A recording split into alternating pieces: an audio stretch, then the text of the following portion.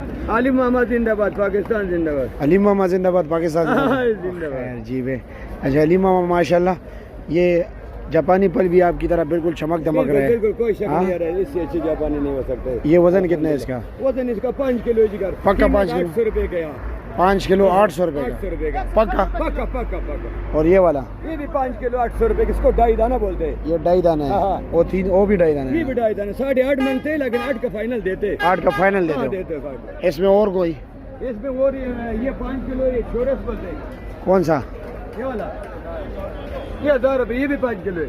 ये भी 5 किलो है। हाँ हाँ, ये 1000 रुपए 1000 का। रुपए। चलो जी ठीक है, शुक्रिया। जी, करें, आपसे पड़ोसी पड़ोसी से पता पड़ोसी के करो, पास जाता हूँ, ठीक है? पड़ोसी के पास जाओ। अच्छा जी। क्या हाल है जी, कैसे खैरियत है? क्या रेट है इसका? ये 900 रुपए के 6 किलो वजन है। 900 रुपए का और 6 किलो वजन। पक्का 6 किलो निकलेगा? पक्का 6 किलो। ये उल्टा है। ये उल्टा खोला है आपने? एक ही है।